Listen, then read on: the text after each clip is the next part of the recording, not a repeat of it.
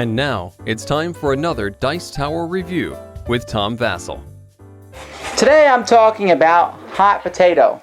Hot Potato is a game in which, well, they try to emulate passing hot potatoes back and forth, except these hot potatoes have become alive and some of them demented, and there's just a lot more things going on.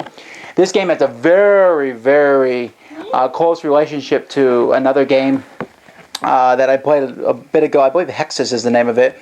But basically just trying to pass things off to other people. The potatoes are splitting and duplicating, and you're going around a circle, and you're trying to be the one who does not have the potato when it ends. Don't have the hot potato when it stops.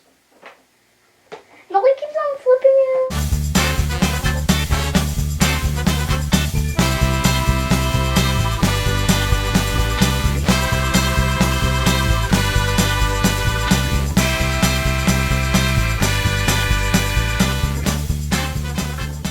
Each player takes a color chip to show what color they are and places it in front of themselves.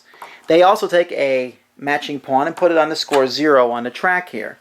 One player is given the golden potato chip, and that person is the player who goes first. They also take one of several hot potatoes. The picture doesn't matter.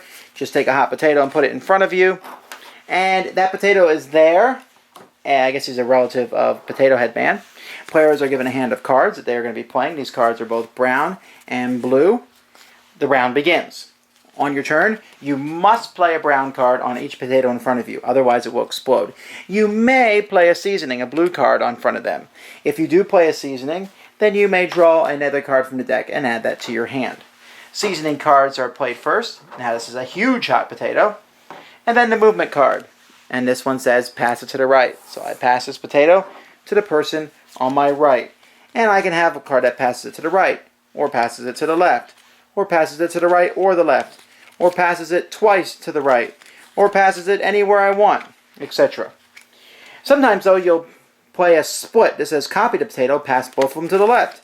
Copy it, pass them both to the right. Copy it, send one in both directions. When that happens, another hot potato comes out. Let's say they both go to the right. Now, the one hot potato I moved there was huge, so I take this deck of cards here, and I look through till I find huge. This has no back. These are just here for this exact purpose. So he has now 2 huge hot potatoes on him.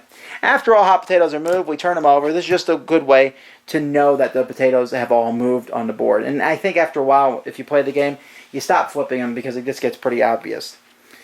If each turn in front of you, you must play a brown card in each potato. If you can't, the potato explodes. Boom! Now, when a potato explodes, 2 things happen. You take 1 point of damage, but you also get to draw an action card. Yay! But these modifiers will do other things to you. A huge potato will give you an extra burn. A huge potato will give you 2, etc. A mashed potato means you don't get to draw a card when the potato explodes. Well, that's not nice.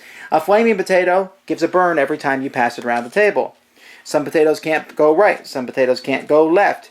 And if you add in the director's cut, the director's cut is like an expansion, they say, for advanced players, as that means you've played the game for more than 20 seconds. That adds some new tinfoil and oven mitts to protect yourself, and vampiric ones where all the seasonings in front of you move here. So there's different ways that the game works, but these potatoes are exploding. Once everyone's potatoes have exploded in front of them, we draw a new hand of cards, and we start with 1 potato, or maybe more than 1 potato, and we continue on. When one player reaches 20 points, the game is over, and whoever has the fewest points at that time is the winner. Hot potato. The game, the cards, they fit in those tuck boxes, they fit in that plastic container of Cambridge games. Still not a fan of that container as much as I used to be, but let's take a look at the game. Like I said, this game is very similar to other games. You're passing things around, trying to get it to other players. The theme, though, is very kid-friendly, even with those vampire potatoes. But the whole thing is real silly as you pass them around, and potatoes will go around. My only problem with the game is, as fun and fast and wild as it can be, it seems like it can end really quickly for some people. Because sometimes you pick who the potato comes to, and so bam, bam, bam, you're kind of stuck with these potatoes, and there's nothing you can do. But the kids seem to enjoy it, but let's see what they think. What do you think of Hot Potato? It's really cool because at the end, it has like red spots, and I like the huge potatoes because I like them. You like getting them when they explode on you? Yeah. Then you get lots of points, haha. No. Oh, well, I thought you did. You do. Oh, well, let's not talk about that. I usually win, right? No, you don't. Let's bring Melody in. Melody, what do you think of this game? I like it because I always get to smash my dad with it. Oh, And yeah. my sister. But the potato I hate is the popping one because I always get hurt. Yes. So it's a lot of fun bouncing it back and forth.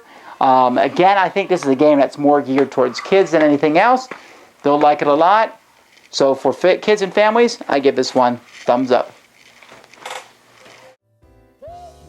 Thanks for joining us today.